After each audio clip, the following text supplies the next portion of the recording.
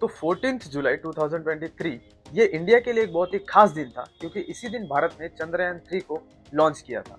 हालांकि ये mission successfully conduct हो चुका है और इसी के साथ इंडिया पूरे वर्ल्ड की ऐसी चौथी कंट्री है जो चांद पर सफलतापूर्वक पहुंच पाई है। और इससे भी बड़ी बात तो यह है कि वर्ल्ड की ऐसी पहली कंट्री है जो चांद के साउथ पोल पर सक्सेसफुली पहुंच पाई है। तो अब आते हैं कि इंडिया की ये जो स्पेस रिलेटेड एक्टिविटीज हैं, इसमें जो इकोनॉमिक एस्पेक्ट्स हैं उनको थोड़ा एक्सप्लोर करते हैं। तो इंडिया का जो करंट स्पेस मार्केट है वो अराउंड $8 बिलियन के आसपास है और एन्युअली ये 4% से कंपाउंड होता जा रहा है। और इसके अगेंस्ट जो वर्ल्ड का जो स्पेस मार्केट है वो 2% एन्युअली कंपाउंड हो रहा है। तो ये चीज ये इंडिकेट करती है कि हो सकता है कि 2040 तक इंडिया का जो स्पेस मार्केट है वो $40 बिलियन तक पहुंच सकता है। और चंद्रयान 3 के सक्सेसफुल अटेम्प्ट के बाद ये टारगेट और भी जल्दी पूरा हो सकता है, क्योंकि इस सक्सेस से इंडिया का जो स्पेस मार्केट है उसका ग्लोबल ट्रस्ट, उसकी रेपुटेशन पूरे मार्केट में इंक्रीज हो सकती है। और इसीलिए वर्ल्ड की जो अनदर कंट्रीज है जिनके पास एक इनफ इंफ्रास्ट्रक्चर नहीं है वो इंडिया को अप्रोच कर सकती हैं और उनके जो सैटेलाइट्स हैं उनको इंडिया के थ्रू स्पेस में लॉन्च किया जा सकता है, जिससे कि इंडिया का रेवेन्यू, इंडिया का स्पेस मार्केट और तेजी से ग्रो कर सके। अब यहाँ पर एक नोटिस करने वाली बात यह है कि चंद्रयान 3 का जो टोटल बजट है वो $74 मिलियन के आसपास है, जो कि इस पर्टिकुलर इंडस्ट्री के लिए, इस पर्टिकुलर एक प्रोजेक्ट के लिए बहुत ही कम बजट कहा जाता है। और इसने कम बजट में भी इंडिया ने चंद्रयान 3 को सक्सेसफुली अटेम्प्ट किया, जो कि पूरे वर्ल्ड के स्पेस मार्केट के सामने इंडियन स्पेस मार्केट की एक ऐसी रेपुटेशन बिल्ड करता है, मतलब as a cost competitive engineering reputation build करता है। और जिसको अगर नासा के साथ कंपेयर किया जाए तो अमेरिका की एक स्पेस एजेंसी के एक इंस्पेक्टर के अकॉर्डिंग नासा का एक प्रोग्राम है जो 2025 में एग्जीक्यूट होगा, कि जिसका नाम है आर्टेमिस मून प्रोग्राम, जिसका जो बजट है वो अराउंड $6 बिलियन से भी ज्यादा का है। एक रिपोर्ट के अकॉर्डिंग इंडिया ने अब तक, मतलब 1999 से अब तक 34 फॉरेन कंट्रीज के लिए 381 सैटेलाइट्स को लॉन्च कर चुके हैं,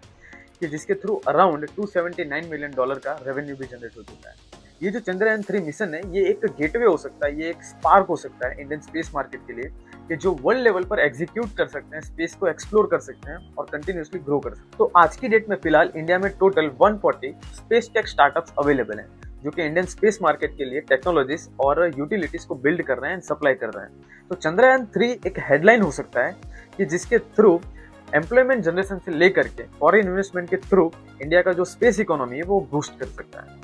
तो हम सबको पता है कि जेफ बेजोस की कंपनी है ब्लू ओरिजिन और इलॉन मस्क की स्पेसएक्स, तो ये दोनों कंपनीज चांद को as a tourism place explore करने की कोशिश कर रही हैं। तो अब आते हैं कि इंडिया की ऐसी कौन सी कंपनीज हैं, स्पेस टेक कंपनीज हैं, कि जिन्होंने चंद्रयान 3 में एक अहम भूमिका निभाई थी, कि जो कि स्टॉक एक्सचेंज पे ट्रेड कर रही हैं, जिसको हम as a investment purpose study कर सकते हैं, उन्हें एनालाइज भी कर सकते हैं। तो इस लिस्ट में पहली कंपनी है L&T, मतलब लार्सन एंड टर्बो। तो इस कंपनी ने बहुत सारे क्रूशियल कंपोनेंट्स की सप्लाई की थी, कि जिसमें ground and flight umbilical plate से लेकर के क्रिटिकल बूस्टर्स तक की मैन्युफैक्चरिंग एंड टेस्टिंग प्रोसेस में कंट्रीब्यूट किया था। तो इस कंपनी की एरोस्पेस मैन्युफैक्चरिंग कैपेबिलिटी की वजह से कंपनी स्पेस रिलेटेड हार्डवेयर का मैन्युफैक्चरिंग कर पाती है with strong quality and proper time frame. इसके अलावा इस कंपनी ने लॉन्च व्हीकल बनाने में भी काफी कंट्रीब्यूशन दिया था। तो ये तो हो गई पर्टिकुलर चंद्रयान 3 के रिगार्डिंग कि कंपनी ने क्या क्या कंट्रीब्यूशन किया था। अब ओवरऑल देखा जाए तो ये मल्टीनेशनल कंपनी EPC, मतलब इंजीनियरिंग, प्रोक्योरमेंट एंड कंस्ट्रक्शन जैसी फैसिलिटीज को कुछ ऐसे खास सेक्टर्स, फॉर एग्जांपल जैसे infrastructure, hydrocarbon, power, process industries, IT, defence and financial services में प्रोवाइड करके देती है। अब यहाँ पर ये जो दूसरी कंपनी है वो है हिंदुस्तान एरोनॉटिक्स लिमिटेड। तो इस कंपनी का भी चंद्रयान 3 में एक की रोल था, कि जिन्होंने NAL, मतलब नेशनल एरोस्पेस लेबोरेटरीज को बहुत सारे ऐसे छोटे बड़े कंपोनेंट्स की सप्लाई पूरी की थी। अब ओवरऑल देखा जाए तो ये कंपनी एयरक्राफ्ट्स एंड हेलीकॉप्टर्स जैसे मशीनरीज की मैन्युफैक्चरिंग प्रोसेस में इन्वॉल्व है, जो कि रिपेयर एंड मेंटेनेंस जैसी एक्टिविटीज में भी काफी ज्यादा इंडल्ज। अब इस लिस्ट में जो तीसरी कंपनी है उसका नाम है भारत हेवी इलेक्ट्रिकल्स।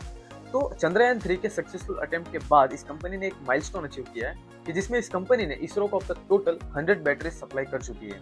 अब ओवरऑल ये company integrated power plant equipment manufacturer है एंड इसके साथ साथ ये company design, engineering, manufacture, erection, testing, commissioning and servicing जैसी multiple range of products and services का प्रोवाइड करने का काम करती है, कि जिसमें इनके जो कस्टमर सेक्टर्स हैं वो है power, transmission, transportation and defence. अब इस लिस्ट में जो चौथी कंपनी है वो है वल्चन नगर इंडस्ट्रीज। तो इस कंपनी की एक खास बात यह है कि इंडिया ने पिछले कुछ डिकेड्स में अब तक जितने भी स्पेस प्रोडक्ट्स को लॉन्च किया है उन सभी में इस कंपनी ने बहुत सारे ऐसे जरूरी कंपोनेंट्स की सप्लाई पूरी की है।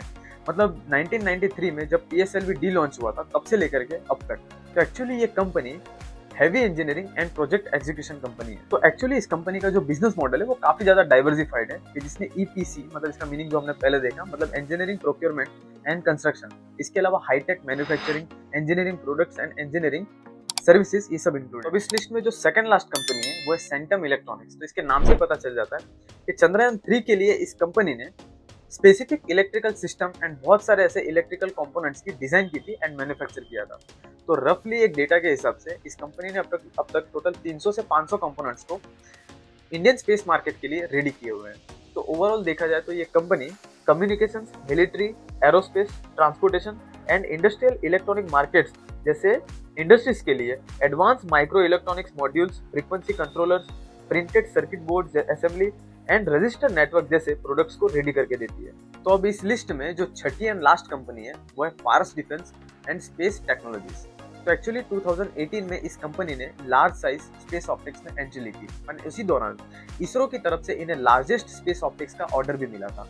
एक्चुअली इस कंपनी ने रिसर्च एंड डेवलपमेंट एरिया को अपना की स्ट्रेंथ बनाया हुआ है कि जिसकी वजह से ये कंपनी स्पेस इंडस्ट्री में एक ट्रू आईडीडीएम कंपनी बन पाती है, मतलब indigenously design, develop and manufacture. तो एक्चुअली देखा जाए तो ओवरऑल ये company heavy engineering, defence and space optics, defence electronics, EMP solutions and niche technologies जैसे एरियाज में multiple range of products and services को डिलीवर कर पाती है।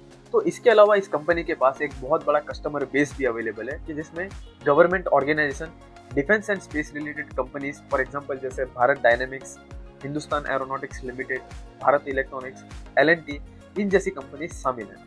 तो ब्लूमबर्ग की एक रिपोर्ट के हिसाब से चंद्रयान 3 मिशन की वजह से इंडिया का जो स्पेस मार्केट है उसमें $2.5 बिलियन का इजाफा हुआ है वैल्यूएशन वाइज। इस सक्सेसफुल लॉन्च के बाद इंडिया का जो स्पेस मार्केट है उसमें अच्छा खासा फॉरेन इन्वेस्टमेंट आने के चांसेस हैं और जो इंडिया की स्पेस रिलेटेड कंपनीज हैं उनको as a product and services wise एक इंटरनेशनल अप्रोच मिलने का भी बहुत चांसेस है। एक गवर्नमेंट की इनिशिएटिव है जो मेक इन इंडिया कहा जाता है जैसे, तो उसके तहत इंडिया में जो डिफेंस एंड स्पेस रिलेटेड जो प्रोडक्ट्स एंड सर्विसेज है उसे ज़्यादातर लोकली मैन्युफैक्चर किया जा रहा है। और आपको पता होगा कि इंडिया का जो यूनियन बजट है उसका एक बहुत बड़ा हिस्सा डिफेंस में जा रहा है। तो हो सकता है कि डायरेक्टली या इनडायरेक्टली इसका जो बेनिफिट है वो इन कंपनीज को मिल सकता है।